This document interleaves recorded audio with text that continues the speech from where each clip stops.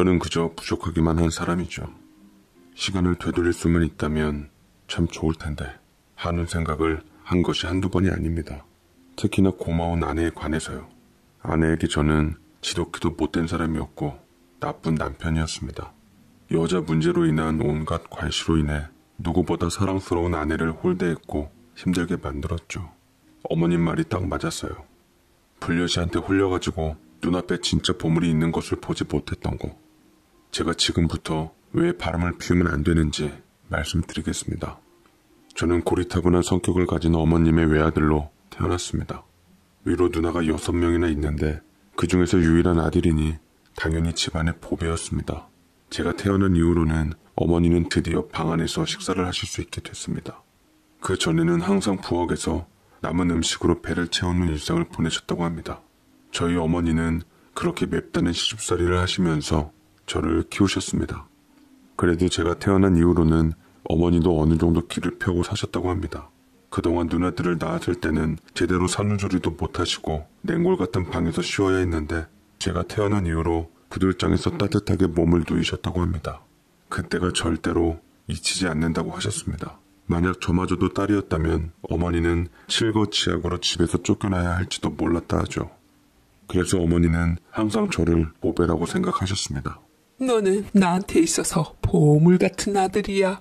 부족한 어미의 자랑이 바로 너란다.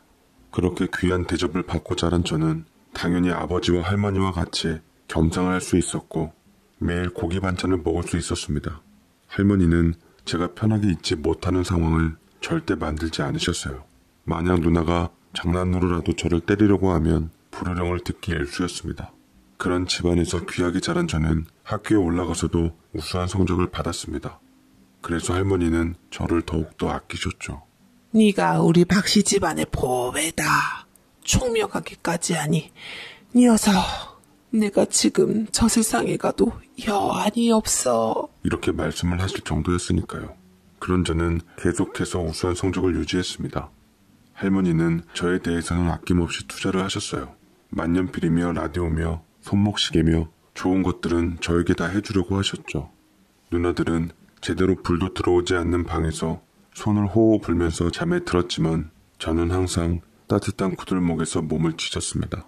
제가 서울로 올라가 고등학교에서 공부를 하러 갈 때쯤 할머니도 돌아가시고 누나들도 모두 결혼을 하며 집을 떠났습니다. 그리고 아버지도 얼마 되지 않아서 돌아가셨습니다. 그리고 어머니만 홀로 남으셨죠. 저는 어머니를 모시고 오려고 했지만 어머니는 한사코 거절하셨습니다. 사내가 큰 뜻을 품고 공부에 열중해야지 어미가 돼서 자식 앞길에 방해가 되면 안 되지 않겠니? 내 걱정일랑 말고 너는 그저 공부나 열심히 하거라. 어머니는 제가 법대에 진학을 해서 법조인이 되기를 원하셨습니다. 집안에 판사 한 명 있다면 그걸로 동네에 자랑이 될 테니 말이죠. 하지만 저는 따분하게 법만 외우고 싶지 않았습니다. 제 사업을 하고 싶은 마음이 컸어요. 그래서 상경계열로 진학을 했습니다. 어머니에게는 양해를 구하면서 겨우 입학을 하게 됐는데 처음에는 장사꾼 노릇이나 하려고 공부를 하냐는 거라고 일가를 하시던 어머니였지만 유일한 회장도 미국에서 공부를 하고 온 다음에 회사를 차려서 지금은 훌륭한 영향력을 끼치는 기업인이 되지 않았냐며 끈질기게 어머니를 설득했습니다. 저의 계속되는 설득에 어머니도 결국 저를 인정해 주셨습니다. 네 뜻이 정 그렇다면 그래. 이 어미가 힘 닿는 데까지 도우마. 아버지마저 돌아가신 후 저희 집은 형편이 어려워진 상황이었습니다. 하지만 어머니께서는 저를 공부시킬 수 있다면 어떤 일이든 하셨기에 저는 무사히 대학에 입학을 했고 공부를 했습니다. 제가 방학을 맞아서 고향으로 내려갔을 때 어머니께서는 까만 비닐봉지를 목에 두르고 그 추운 날에도 생선을 파셨습니다. 저는 그 모습을 보고 어떻게든 내가 빨리 성공을 해서 어머니를 호강시켜드리겠다는 마음뿐이었습니다. 저는 결혼 생각 같은 것은 하지 않고 그저 성공하는 것에 집중을 하려고 했습니다. 하지만 어쩌다 만난 여성이 제 아이를 갖는 바람에 저는 어쩔 수 없이 결혼을 해야만 했습니다. 그게 바로 제 현재의 아내였죠. 제가 자주 가던 식당의 점원으로 예쁘거나 가진 것이 많지는 않았지만 순박한 마음씨를 가지고 있는 여자였습니다. 정말 술이 왼수였죠. 평소에 저를 흠모하고 있었던 제 아내는 저희 사업하면서 힘든 괴로움의 토로를 모두 받아주었고 그게 큰일이 났던 것입니다.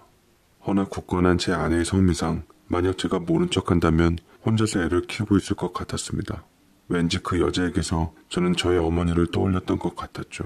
한평생 뒷방에서 아버지 내조만 했던 처량한 어머니의 모습에 가슴이 아파 저는 도저히 그냥 외면할 수만은 없어서 책임을 지기로 마음먹고 준비했던 돈봉투를 가방에 집어넣은 후 대신 꽃다발과 실반지를 주었습니다. 그녀는 울먹이며 배를 쓰다듬고 제 손을 잡아주는데 안도감이 들더라고요. 솔직히 사랑한다는 감정은 없었지만 그저 제가 저지른 일을 수습해야 한다는 그 마음뿐이었던 것 같습니다. 결혼을 마음먹고 어머니께 소개를 해드렸는데 당연히 어머니는 탐탁지 않아 하셨죠. 어디서 굴러들어온지 모를 별 볼 일 없는 것이 우리 귀한 아들을 붙잡아서 앞길을 막는구나. 요즘 같은 시대에 애가 대수라더냐? 얼마가 들더라도 네 인생부터 보존해야지. 세상에 잘나고 좋은 여자 그리 많은데 어떻게 저런 것한테 코가 꿰일 수가 있다더냐? 라는 식으로 반응을 하셨습니다. 어머니는 절대 반대를 한다고 하셨지만 결국은 어머니께서도 여자였던지라 아이를 가진 상태라는 것 때문에 불같은 마음 진정시키기로 하셨고 혹시라도 아들이지 않을까 하는 마음에 일단 반대를 누그러뜨리셨습니다. 그런 뒤에는 어머니께서 갑자기 저희와 함께 사시겠다고 말씀하시더이다. 갑작스런 합가선언에 저는 당황해서 처음과는 말이 달라져 아내에게 고민하다 말을 전했지만 아내는 보통 여자들과는 확실히 마음 씀씀이가 달랐습니다. 갑작스럽게 시집살이를 해야 하니 싫었을 법했을 텐데도 아내는 싫은 티 한 번 내지 않았습니다. 차라리 잘 됐어요. 저 마음에 안 들어 하시는 어머니께 점수 딸 절호의 기회잖아요. 어머니께 고맙기까지 한걸요. 걱정 말아요. 제가 최선을 다해서 어머님과 문제 잘 풀어볼게요. 사실 고맙게 느꼈을 법도 하지만 저는 그저 책임감으로만 한 결혼이라서 고맙다는 감정을 잘 느끼지 못했습니다. 아내는 정말 착한 여자였습니다. 새벽같이 일어나서 저와 어머니의 식사를 챙기고 까다로운 어머니의 성미도 잘 받쳐주는 그런 사람이었습니다. 자신이 할 수 있는 최선을 다하겠다는 마음을 가진 그런 사람이었죠. 아무리 절망적인 상황에 있다고 하더라도 넘어지는 법이 없이 항상 웃는 얼굴로 저를 맞아주곤 했습니다. 캔디 같은 여자였어요. 언젠가 제가 사업이 갑자기 어려워졌을 때가 있었습니다. 그래서 반지하러 가야 했던 상황이었는데 저를 전혀 원망하지 않았습니다. 오히려 자기가 이제 시장에 가서라도 돈을 벌어와서 빚을 갚을 수 있도록 돕겠다고 말해주는 사람이었습니다. 아침 일찍 식구들 식사를 차린 후에 아이들을 이웃집에 맡긴 뒤 밤 늦게까지 장사를 하고 또 와서 살림을 하는 그런 여자였어요. 도대체 그 에너지가 어디서 나오는 것일까 참 궁금하기도 했습니다. 처음에는 아내를 싫어하는 티를 역력히 내셨던 어머니였지만 아내가 워낙에 노력을 하는 사람이다 보니 어머니도 조금씩 마음을 열기 시작하셨습니다. 가끔 투덜거리기는 하셨지만 그래도 아내를 타박하지는 않으셨습니다. 비록 뱃속의 아이는 딸이었지만 자신도 딸을 낳아서 구박을 받은 경험이 있어서인지 어머니는 어느 정도 아내에 대해서 측은함을 느끼시는 것 같았습니다. 시어머니와 함께 살아가는 것이 어떤 여자든 그리 좋지는 않았을 것입니다. 하지만 단 한 번도 분가를 하자는 말도 없었던 제 아내였어요. 이렇게 고마운 사람이었지만 저는 한 번도 아내에게 고맙다든지 사랑한다든지 그런 말을 하지 못했던 게 아직도 한으로 남아 있습니다. 결혼 기념일은커녕 생일도 제대로 챙긴 적이 없었어요. 언젠가 한 번은 식탁에 웬 꽃이 꽂혀 있어서 저게 웬 거냐고 물었었는데 아내는 환한 미소를 보이며 예쁘게 웃고는 말하더라고요. 오늘 결혼기념일이잖아요. 당신은 일 때문에 바빠서 못 챙기지만 나라도 챙겨야죠.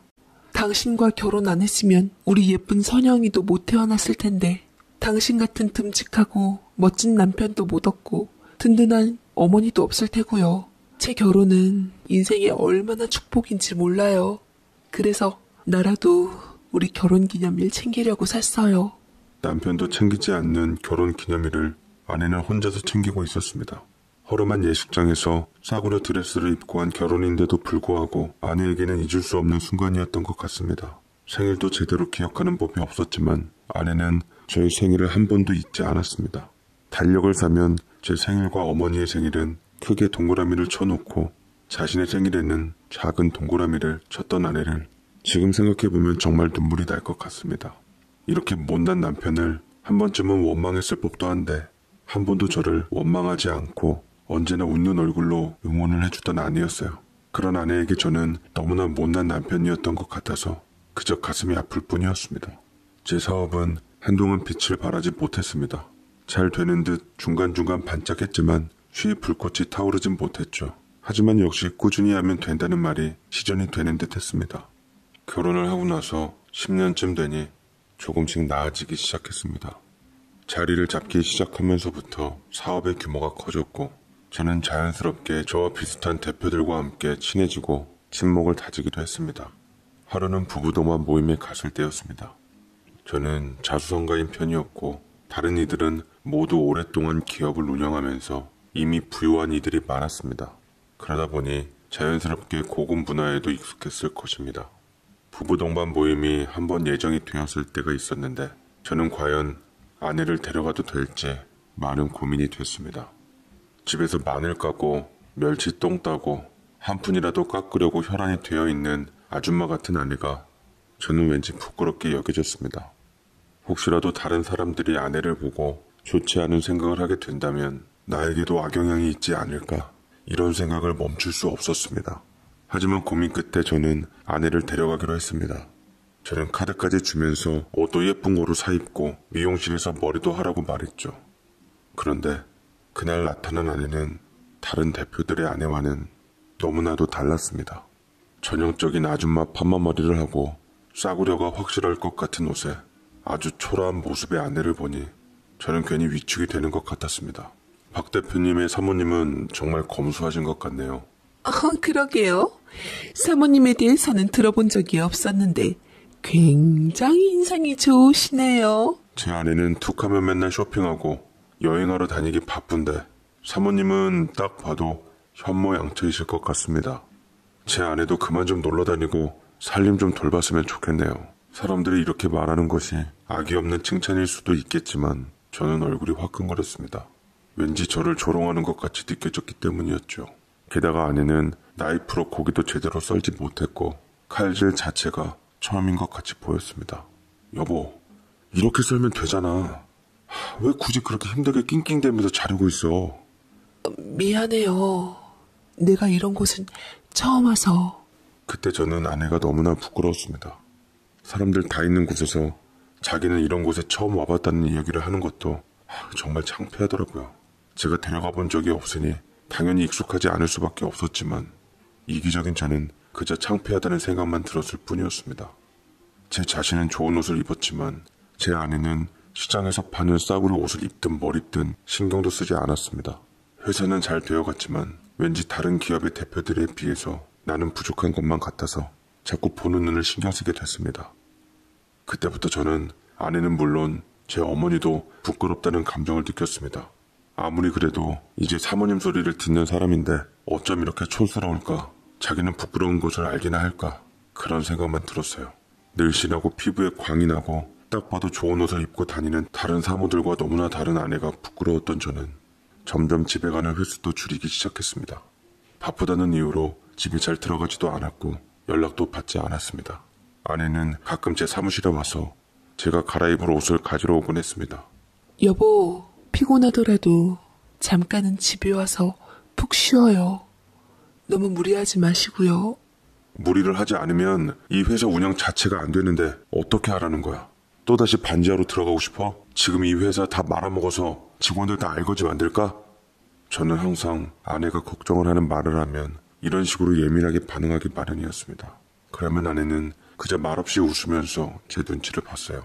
이런 식으로 한번 정이 떨어지니까 마음이 식는 것은 급속도로 진행이 됐습니다.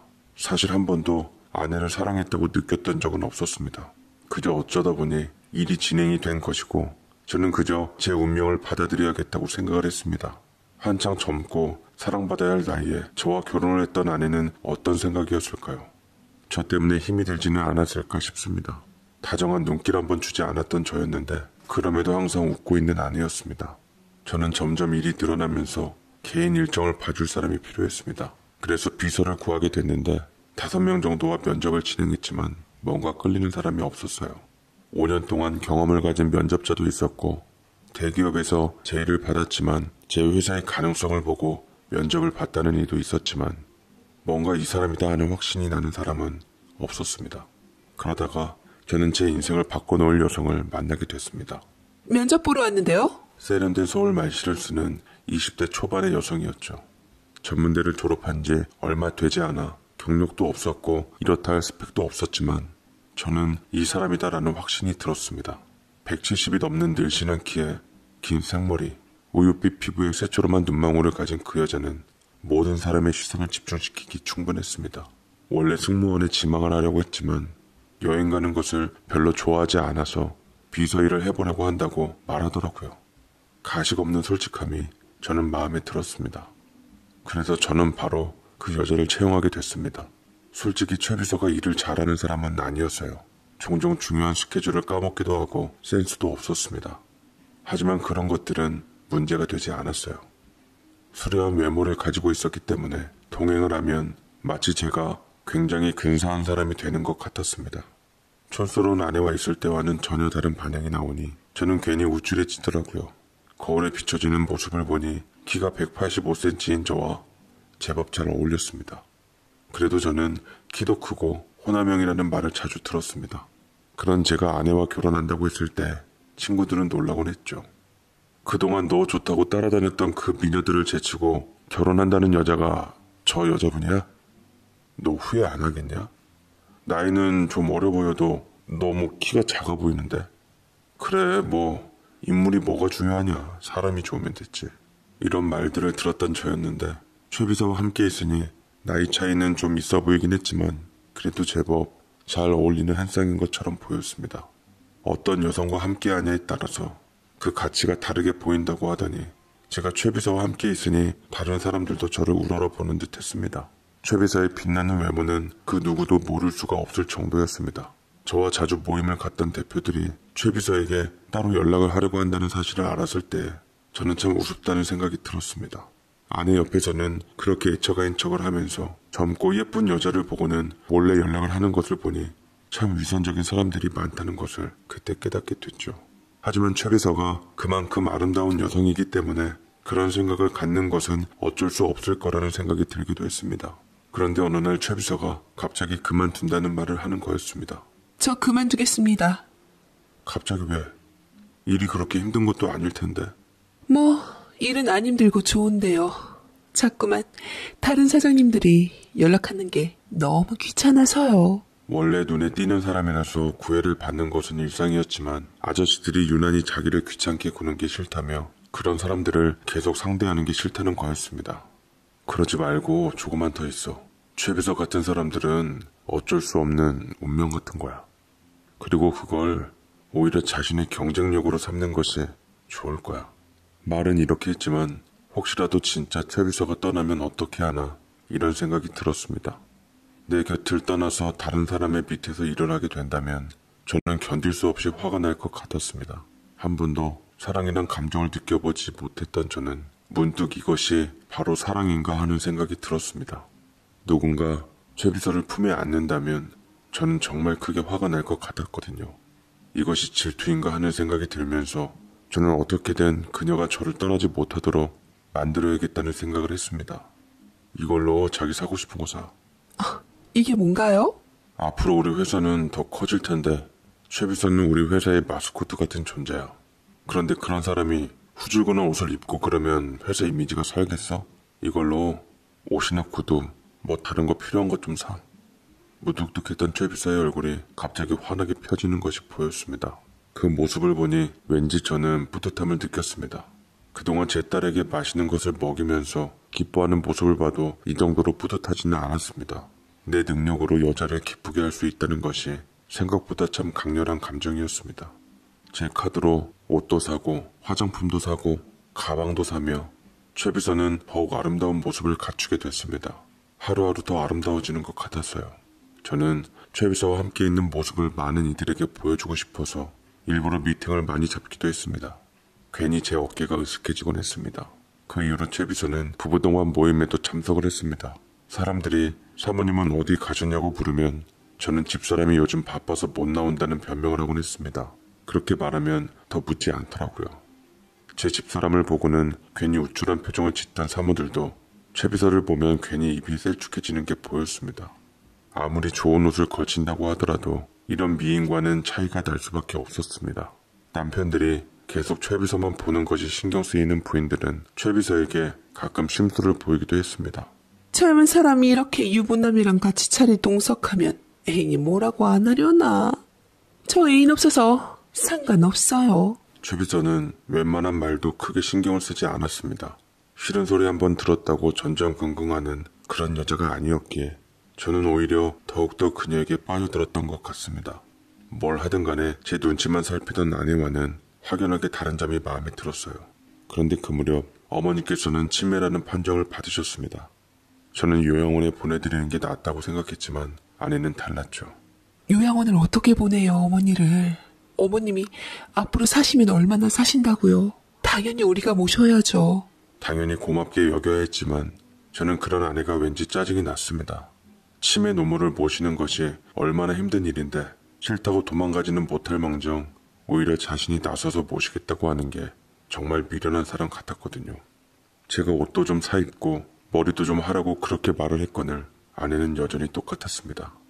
자신은 그렇게 돈을 쓰는 건 적응도 안 되고 이대로 그저 돈 걱정 안 하고 사는 것만으로도 만족을 한다면서 말이죠. 이렇게 아무것도 바라는 게 없다는 식으로 말하는 아내가 저는 고맙기는커녕 그저 미련한 사람 같기만 했던 저였습니다. 한 번은 아내가 회사에 왔습니다. 어머니 보험과 관련해서 제 도장이 필요했기 때문이었는데 뽀글머리에 후줄근한 옷을 입고 온 아내를 최 비서가 맞았습니다. 무슨 일로 오셨나요? 저는 여기 박정석 대표님 아내 되는 사람인데요. 아, 사모님이세요? 최 비서는 매우 놀란 듯한 표정이었습니다. 저는 바로 아내를 불렀죠. 당신 적어도 회사에 올 때만이라도 좀 꾸미고 오면 안 돼? 우리 회사 직원들이 당신 이런 모습을 보면 나를 뭐라고 생각하겠어? 미안해요. 빨리 어머님 뵈러 가야 해서 너무 정신이 없었네요. 항상 뭐가 그렇게 미안한지 아내를 보며 괜히 더 짜증이 났던 저였습니다. 아내가 간 후 최 비서는 매우 놀란 표정으로 제게 말을 하더라고요. 대표님은 사모님이랑 어쩌다 만나셨어요? 그걸 왜 물어? 사모님한테 약점 잡힌 거 아니면 절대 결혼 안 했을 것 같은 사이로 보여서요. 참나, 최 비서 눈치가 참 좋아. 내가 약점 잡혀서 결혼한 걸 어떻게 알았어? 아내와 있을 때에는 절대 터져나오지 않았던 웃음이 최 비서와 함께 있을 때에는 자주 터져나오곤 했습니다. 얼핏 보면 사람이 차가워 보이지만 최 비서는 같이 있으면 사람을 재미있게 하는 재주가 있었습니다. 이건 단순히 사람이 그냥 예쁘기만 해서 나오는 것이 아니라고 생각했습니다. 저는 그 무렵부터 점심 식사는 최 비서와만 먹게 됐습니다. 아무리 힘이 되는 일이 있어도 그녀와 함께 있으면 힘든 일이 없었습니다. 최 비서는 제가 카드를 줄 때면 활짝 웃곤 했는데 그 맛에 저는 일을 했습니다. 한 번은 정말 비싼 명품 가방을 사라고 했는데 자기는 이런 거 처음 가져본다면서 눈물을 글썽이더군요. 그 모습이 뭔가 측은하기도 하고 내가 좀 더 이 여자를 기쁘게 해주고 싶다는 생각까지 들었습니다. 제 아내도 제대로 된 가방 하나 없다는 사실은 그땐 떠오르지 않았습니다. 어머니의 상태는 점점 나빠지는 듯 했고 가끔씩 저를 잊어버리시는 듯 했습니다. 하지만 아내는 절대 잊으시는 법이 없었습니다. 아내가 어머니를 지극정성으로 보살피기 때문일 것이었습니다. 저는 어머니가 일찍 돌아가셔서 그런지 우리 어머니가 꼭 제 친어머니 같아요. 처음에는 모질게 대하셨지만 그래도 시간 가면서 잘해주셨고 정도 많으신 분이란 걸 알게 되어서 저도 정이 많이 들었어요. 어머니의 기저귀를 갈면서도 아내는 한 번도 얼굴을 찌푸리지도 않았습니다. 제 친구들은 치매 걸린 시어머니를 이렇게 극진하게 모시는 아내가 어디 있겠냐면서 너는 좋은 여자를 만난 것이라고 말했지만 저는 그닥 와닿지 않았습니다. 오히려 답답한 마음뿐이었어요. 하루는 최 비서와 함께 출장을 가게 된 날이었습니다. 1박 2일의 행사에 참가를 해야 했는데 저는 둘이서만 가겠다고 말했습니다. 저녁을 먹은 뒤에 호텔에서 쉬려고 했는데 갑자기 최 비서가 할 말이 있다고 하는 거였습니다. 저는 제 방으로 오라고 말을 했습니다. 제 방으로 온 최 비서는 화장을 지운 얼굴이었는데도 불구하고 아름다웠습니다. 할 말 있다는 게 뭐야? 저 결혼을 할까 하는데요. 할까 하는데요? 한다는 것도 아니고 할까 하는데요는 무슨 말이지? 그녀가 결혼을 한다니 저는 상상도 하고 싶지 않았습니다. 저는 저절로 질투가 났죠. 저보고 좋다는 남자가 있어서요. 그 사람 생긴 것도 잘생겼고 무엇보다 제가 너무 좋대요. 돈도 많으니까 저보고 그냥 자기 옆에서 돈이나 쓰면서 있으라고 하더라고요. 그래, 그런 남자가 있었군. 대표님은 제가 결혼을 한다고 해도 아무렇지 않으세요? 그 말을 들으니 저는 갑자기 정신이 번뜩 들었습니다. 왜 저런 말을 하는 것일까? 혹시라도 내 마음을 알게 된 것은 아닐까? 별별 생각이 다 들었습니다. 저는 그만 저도 모르게 진심을 내보이고 말았습니다. 난 최 비서가 결혼하지 않았으면 좋겠어. 내가 당신을 사랑하니까 당신을 최고로 행복한 여자로 만들어줄게. 네, 얘기 들으시는 분들은 지금 제 얘기가 얼마나 기가 찬 얘기인 줄 다들 아시고 계실 겁니다. 하지만 그 당시 저는 정말 몰랐어요. 아내에게 해야 할 법한 얘기를 당돌한 내연녀한테나 하고 있었으니 말이죠. 그 순간을 저는 눈 감는 날까지 후회할 것 같았습니다. 그리고 그 이후로 저는 그녀와 본격적으로 가까운 사이가 되었습니다. 제 생에 있어서 그만큼 짜릿했던 적이 있었나 싶을 정도였죠. 그 이후로 저와 최 비서는 출장을 핑계로 여러 곳에 여행을 갔고 항상 함께 시간을 보내곤 했습니다.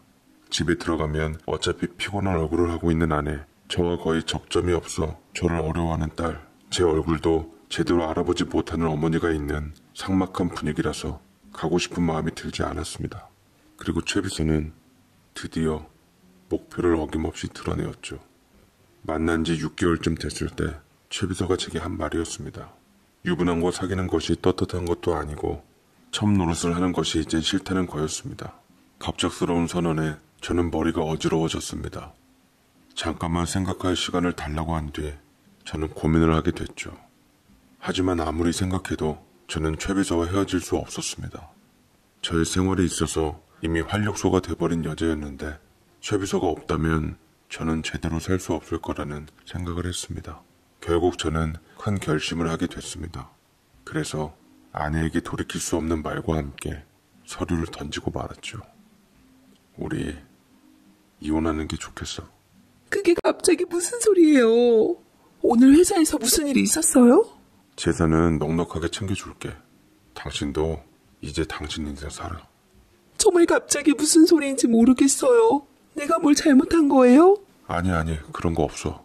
당신 잘못한 거 하나도 없으니까 제발 그냥 헤어져줘. 부탁이야. 당신도 나 여자 있는 거 알고 있었잖아.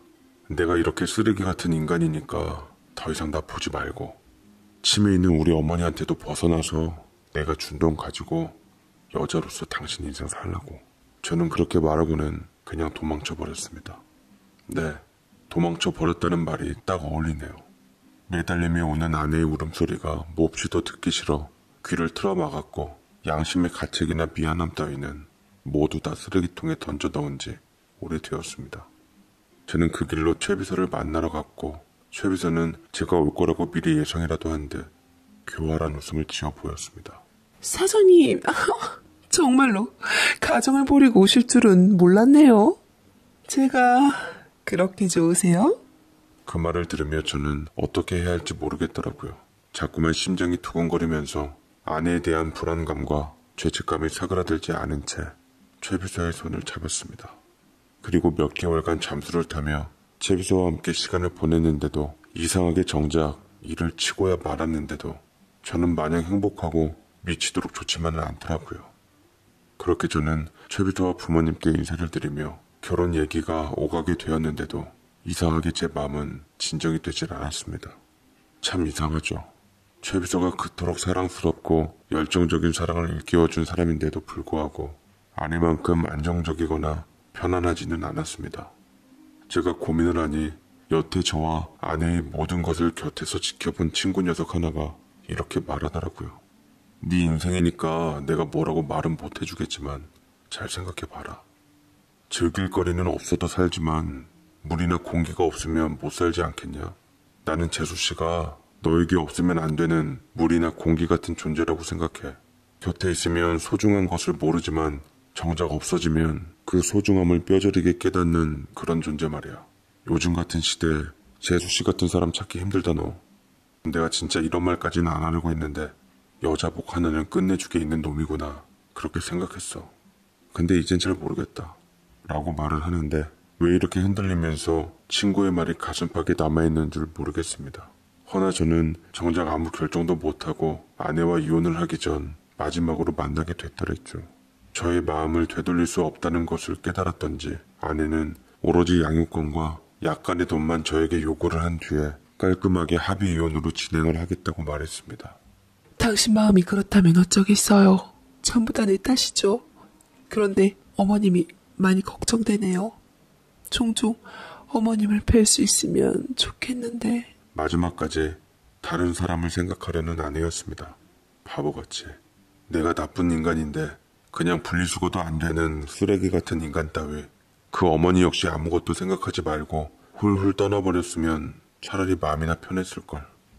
저는 그 앞에서 그만 눈물을 쏟고야 말았습니다. 아내는 그런 제 마음을 알았던지 마지막으로 저를 살포시 안아주면서 눈시울에 눈물을 맺히더라고요. 나 같은 놈 때문에 말이죠. 미안해요. 내가 부족한 사람이라서 당신 곁에 있는 그 여자처럼 당신을 열정적인 감정에 심장을 뛰게 하지도 못했고 당신을 힘들게만 했어요. 나는 최선을 다한다고 다 했지만 그래도 이것이 여자로서 내 죄라면 죄겠지요. 라고 말을 했는데 저는 그 앞에서 아무 말 없이 그저 눈물만 났는데 그 눈물의 의미가 무엇인지 당시만 해도 그냥 아내에 대한 죄책감이려니 했습니다.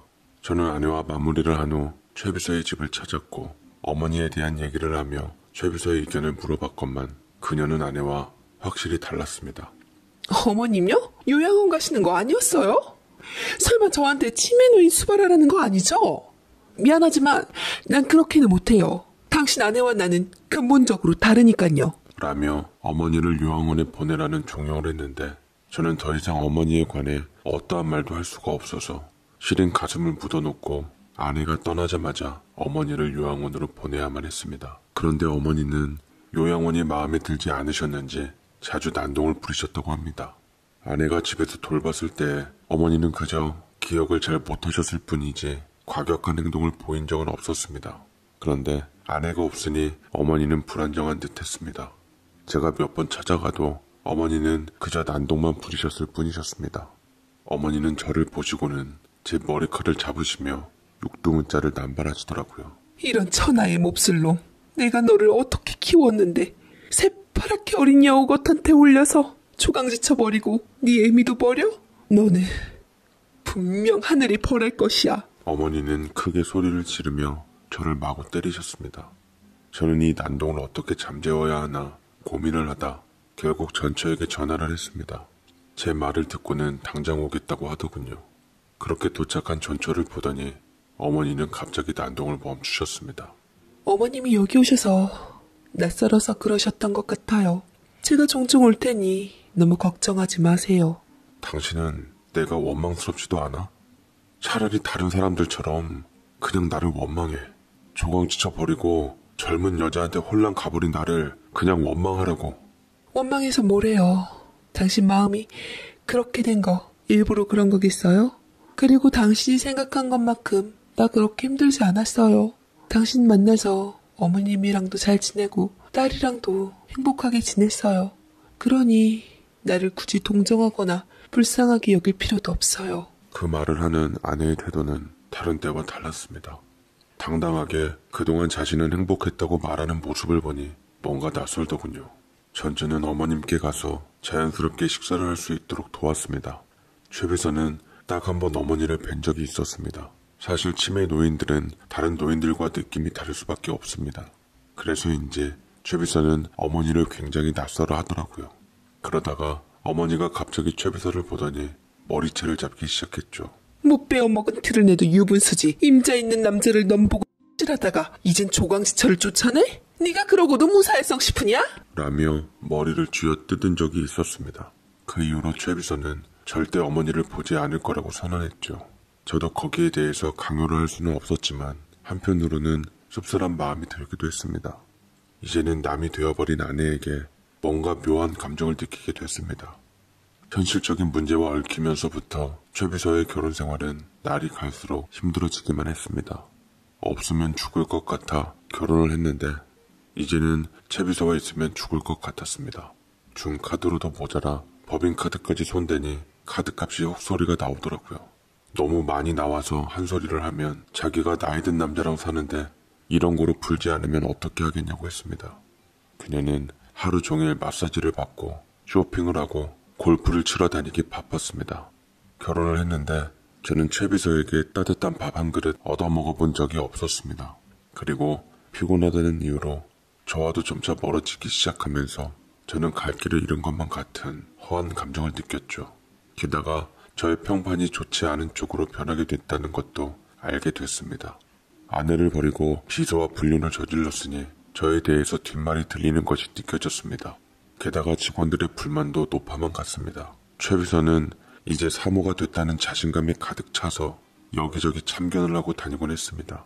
아니, 회사 일도 제대로 모르는 사람이 왜 그렇게 참견을 하고 다닌대? 대표님도 정말 실망이네. 아유, 회사가 곧 망할 징조야. 대표라면서 어떻게 저런 사람 믿고 일을 하지? 이런 식으로 직원들이 수군거리는 것이 보였습니다. 최 비서는 늦지막히 회사에 와서는 사람들이 입고 다니는 패션을 지적하고 일을 열심히 안 하는 것 같다는 등 잔소리를 하곤 했습니다. 그러던 어느 날 출근을 했는데 아무도 없었습니다. 15명 정도 되는 직원들이 일제히 회사에 나오지 않은 것이었죠. 그런데 쪽지 하나가 있었습니다. 새파랗게 어린 비서랑 바람나신 대표님을 못 믿겠습니다. 그리고 최 비서가 사람들에게 온갖 시비를 걸고 다니면서 사모 노릇을 하는 것도 돈꿀 사나워서 퇴사합니다. 전 직원 일동. 이라는 글이 남겨져 있었습니다. 사람이 곧 재산이다라고 일컬었던 제게 그동안 아껴왔던 직원들을 모두 잃고 저는 그날 최 비서와 크게 언성을 높이면서 싸웠습니다. 지금 직원들이 다 나간 게 내 탓이라는 거야? 당신이 운영을 제대로 안 해서 그런 거겠지. 정말 날이 갈수록 정 떨어지네. 당신 회사 경영 잘 못해서 아주 망하기만 해봐. 나는 더 이상 당신 곁에 붙어있지 않을 테니까. 아니면 차라리 우리 형제들이며 친척들도 많은데 다 배울 만큼 배운 인재이니 내가 어떻게 한번 잘 말해볼까? 절대로 가족들은 회사 경영에 끌어들이지 않는 철칙을 고수하며 안 된다고 하자 최 비서는 팽하니 돌아서서 그날 짐을 싸갖고 친정으로 가버렸습니다. 보면서 저는 머리가 아플 지경이었고 얼마 지나지 않아 집을 나가버리더군요. 그리고 어느 날 이혼소장을 저에게 건네었습니다. 저에게 혼인 파탄 사유가 있으니 재산 분할을 해달라는 내용이었는데 정말이지 웃기지도 않는 소리였습니다. 지금 사람들이 다 나가서 회사가 다 망하게 생겼는데 대체 이게 무슨 말인지 정말 기가 막힐 노릇이었죠. 소송까지 하면서 저는 간신히 최 비서와 이혼을 하고 이혼을 넘어서 회사를 이룰지도 모르는 절대절명의 시간 피가 마르는 듯 했습니다.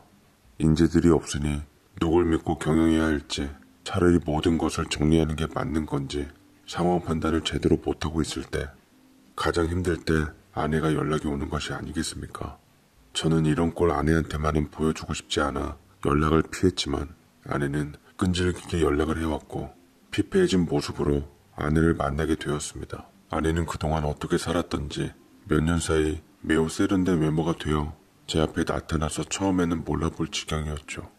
이렇게 꾸미고 나니 아내는 최 비서 못지않은 매력적인 여인이었습니다. 그간 딸 데리고 어떻게 먹여 살려야 할지 몰라서 일을 시작했는데 공교롭게도 서당계 3년이면 풍어를 읊는다고 저와 같은 계열의 사업을 아주 조그맣게 시작했더라고요. 의류 사업을 하면서 판매도 같이 하고 있었습니다. 고객 관리도 직접 하고 판매에도 꽤나 능숙해져서 말주변도 많이 늘어 본격적으로 사회생활을 하게 되었다고 하는데 제법 잘 된다고 했죠. 아내는 저와 이혼 후 잘 나가는 사람이 되었음에도 불구하고 제가 어렵다는 소식을 듣고 제게 연락을 해온 것이었습니다.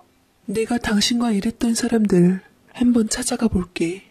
그래도 내가 종종 당신 직원들 챙겨줘서 얼굴 익힌 적이 많았는데 내가 어떻게 해서든 해볼 테니까 당신 너무 걱정하지 마요. 그보다 우리 딸 조만간 생일인데 좀 챙겨줄 수 있어요? 선영이가 아빠를 많이 보고 싶어해요. 라고 말을 했고 저는 그간 등져왔던 딸에 대한 생각에 가슴이 울컥해져서 아내가 말한 대로 선영이를 만나 아빠로서 노릇하려고 애썼습니다. 초등학교 고학년인 딸은 한참 사춘기 때문에 저를 밀어내려 했지만 제가 어떻게 해서든 이해하려는 모습을 보이자 딸도 마음을 열고 울음 지으며 저를 안아주더라고요. 아빠 왜 그랬어? 나 어리지만 알 건 다 알아. 아빠가 우리 엄마랑 행복하게만 살았으면 나도 엄마 아빠랑 행복한 가정 아래서 살 수 있었을 텐데. 난 엄마 아빠랑 함께 살았으면 좋겠어. 라고 말을 하는데 저 또한 선영이의 말 맞다나 그렇게 해주고 싶었지만 차마 염치가 없어서 아내에게는 손을 내밀 수가 없었습니다.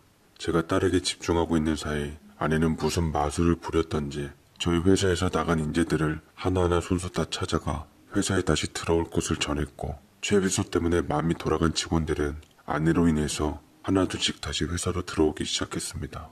기웃덩거렸던 회사도 다시 처음 세우는 초심으로 돌아가 으쌰으쌰하며 세우기 시작했고, 저는 누구보다 도움이 되었던 아내를 비롯한 가족 경영을 배제시켰던 처남들이나 친척들도 함께 채용하며 회사를 일으켜 세우기 위해 안간힘을 썼습니다.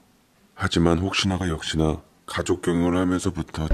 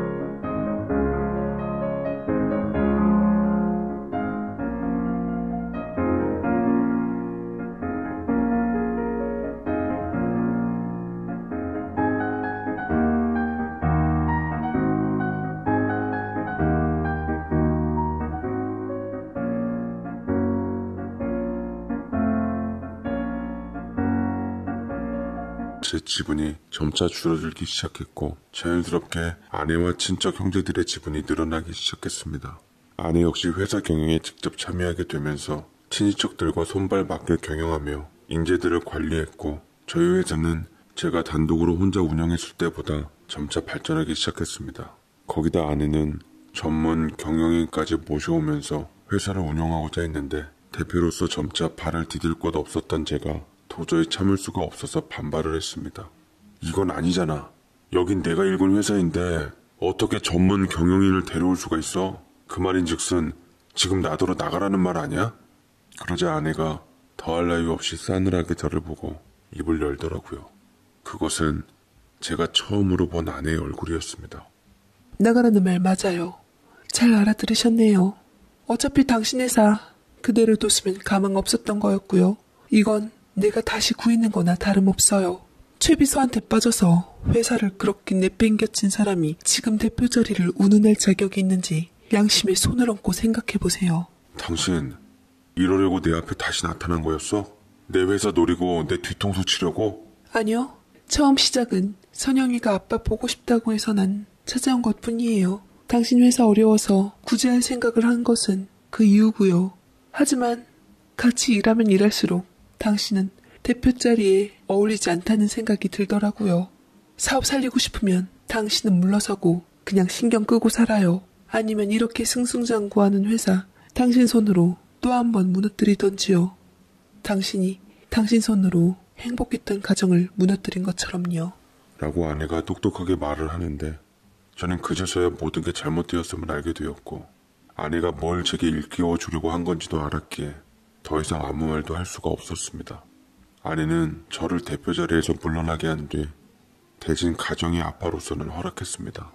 저는 오랜 고민을 하며 멀고 먼 길을 돌아와서 아내와 다시 재혼을 하게 되었고 요양원에 계셨던 어머니를 집으로 모셔와 돌보고 있고 아내와 딸의 뒷바라지를 하면서 살아가고 있는데 가끔은 앞치마를 두른 모습이 처량하기도 하고 남자로서 사업가로서 기계를 드러냈던 시절이 그립기도 하지만 다 부질없는 것이기에 지금 삶에 만족하면서 살아가고 있습니다. 제 모습이 딱히 나쁘진 않지만 현실에서의 불만은 제 지난 잘못에 대한 회개로 채우려고 노력 중입니다. 아내는 여전히 저를 남자로서 봐주지 않는 상태이고 애아빠로서 그 이상은 허용하지 않는 상황입니다. 아내는 점차 사회생활을 할수록 아름다워지고 있는 상황이라 때론 불안하기도 하지만 그 이상을 바란다면 저도 욕심이겠죠. 아내가 설령 다른 남자를 만난다고 할지라도 저는 할 말이 없지만 천만다행히도 아내는 그렇지 않은 상황인 것 같습니다. 난 딸 때문에 당신이랑 다시 재혼한 거고 딸 때문에 당신을 곁에 둔 것뿐이야. 그리고 딸 때문에 엄마로서 부끄러운 짓 하지도 않을 테니까 그 진심만 당신이 알아주면 걱정할 필요 없을 거야. 사회라는 게 참 뭐 같은 게 아무리 개차반 남편이라도 없으면 여자 혼자인 거 알고 얕보고 우습게 보기 마련이더라고. 괜히 엄한 놈 만나서 얽히느니 기가 찬선한 것 같은 당신 고쳐서 쓰는 게 낫다는 판단이에요. 누구보다 나에 대해서 잘 아는 당신이니 부디 우리가 남은 생애를 부부로서 잘 지내지 못한다 해도 그냥 믿음은 잃지 말고 살도록 해요. 라며 당부를 했죠. 우리는 현재까지도 각방을 쓰고 있고 우리 마음도 지금 그러한 상황이지만 저는 평생 아내 곁에서 속죄하며 살아가려 합니다. 마냥 자격 없는 남편 받아줘서 고맙고 자격 없는 아빠를 받아준 딸에게 감사하네요. 모든 걸 다 잃고 나서야 정말 저에게 소중한 것을 깨닫게 된 저는 참으로 미련한 사람입니다. 여러분들도 제 사례를 통해서 절대 다른 곳에 눈 돌리지 마시고 현재의 가정에 최선을 다해 살아가시길 바랍니다. 불같은 사랑은 잠깐이지만 책임감을 전제로 한 가정은 영원합니다. 다른 분들이라면 부디 익숙함에 속아서 소중한 것을 잃는 일이